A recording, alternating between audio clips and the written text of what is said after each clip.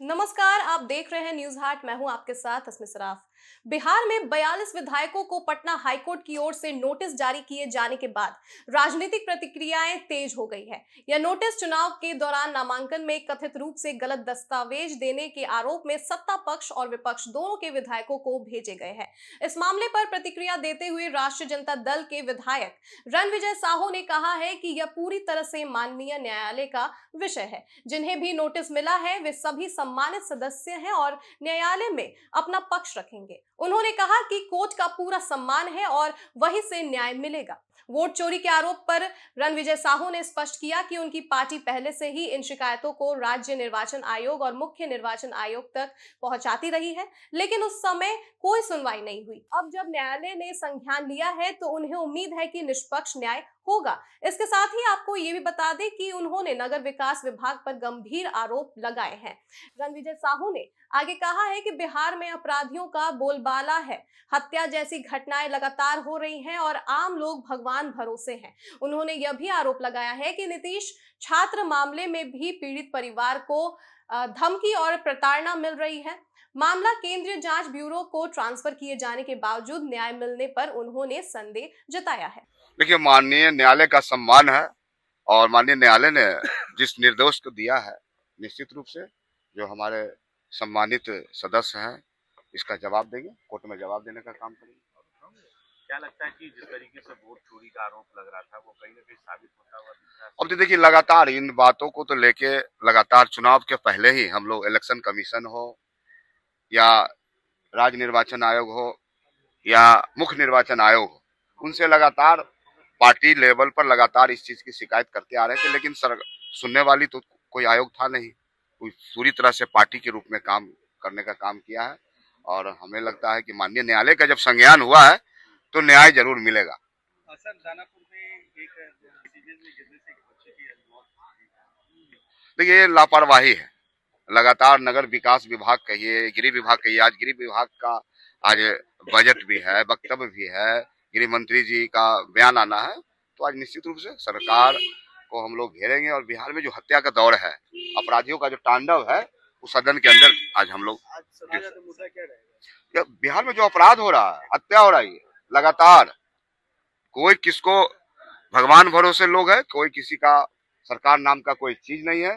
सरकार शासन व्यवस्था में मस्त है। सर, एक सवाल और होगा कि लगातार नीट छात्रा के परिजनों को धमकी दी जा रही है। ये देखिए, लगातार इस सरकार में न्याय मिलने वाला नहीं है।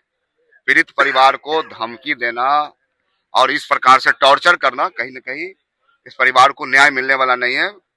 राज्य सरकार ने केस को ट्रांसफर किया है, सीबीआई को दिया है, लेकिन हमें लगता है कि लिपापोती है, न्याय मिलने वाला है नहीं। वहीं हम आपको ये भी बता दें कि 42 विधायकों को पटना हाईकोर्ट की ओर से नोटिस जारी किए जाने के मामले पर भाकपा माले विधायक अजय सिंह ने भी अपनी प्रतिक्रिया दी है। उन्होंने कहा है कि अदालत से नोटिस मिलने पर हर किसी को जवाब देना चाहिए, चाहे वह कोई भी प्रत्याशी या विधायक क्यों ना हो।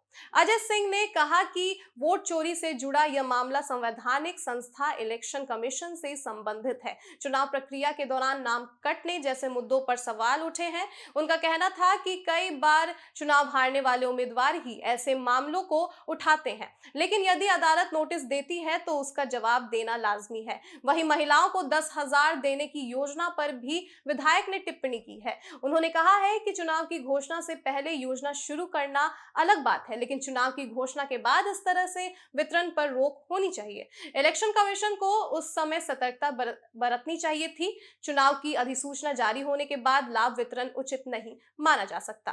क्या कुछ कह रहे हैं वो, आप भी उनको सुन सकते हैं। अभी तक तो किसी को कोई आपको मालूम है किसी को मिला है नोटिस, किसी को नहीं मिला। पटना हाईकोर्ट ने 42 विधायकों पर नोटिस जारी किया है। सर, विधायक पर वोट चोरी और चुनाव में हलफनामा गलत देने के आरोप में ये नोटिस जारी किया है। इस पर क्या कहना है? मैं बता रहा हूँ, देखिए, जहाँ तक वोट चोरी का मामला है वो एक अलग मामला है। वोट चोरी का मामला लोगों ने उठाया, वो संवैधानिक संस्था इलेक्शन कमीशन के काम के ऊपर जो काम का तरीका था उस पर सवाल लोग कर रहे थे और करना लाजमी था, क्योंकि सिर्फ बिहार के अंदर एसआईआर क्यों हो रहा था, एक साथ सब जगह होना चाहिए था। फिर उसमें नाम बहुत काटे गए थे, जब उसमें राजनीतिक पार्टी अलर्ट हो गई फिर नाम उसमें घट भी गए। तो इसीलिए उस सवाल को उठाना अपने जगह पर, जो हार गए हैं, जो वो उठा रहे हैं। दूसरी बात हम कह रहे हैं कि रिट पिटीशन कोई आज फाइल थोड़े हुआ है। इलेक्शन रिट पिटीशन तो सब दिन होते रहता है। चुनाव खत्म होता है और जो हारते हैं तो वो उनको लगता है मन में कि ये सवाल इस कारण से जो है हम हार गए हैं, वो उठाते हैं। लेकिन ये सवाल है कि मेरा मानना है कि कोर्ट कोई भी नोटिस करेगी तो हर मेंबर को उसका जवाब जरूर देना चाहिए। अजय जी, चुनाव के दौरान 10-10 हजार रुपया दिया गया था, इसका भी जिक्र है, क्या लगता है कार्रवाई हो और जिनके जिनके क्षेत्र में 10,000 रुपया दिए गए उनकी सदस्यता जानी चाहिए? मेरा मानना है कि गवर्नमेंट के कार्यशैली पर यह सवाल उठता है।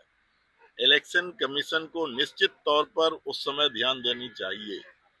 ये इसलिए मैं कह रहा हूँ, सरकार का कहना है कि हम पहले इस योजना की शुरुआत कर चुके थे, लेकिन आपके जानकारी में, प्रेस के मीडिया के भाइयों की जानकारी के लिए मैं बता रहा हूँ कि जब मुख्यमंत्री क्षेत्र विकास योजना जो अनुशंसा एमएलए करते हैं, योजना पहले स्वीकृत हो जाती है, लेकिन इलेक्शन की घोषणा के बाद उसका शिलान्यास या उद्घाटन करने की इजाजत इलेक्शन कमीशन नहीं देती है। तो जब नहीं देती है तो 10,000 रुपया भी बांटने का जो चल रहा था, जो पहले बांट दिया था नॉमिनेशन का डेट अनाउंसमेंट के बाद, वो बिल्कुल नहीं होनी चाहिए।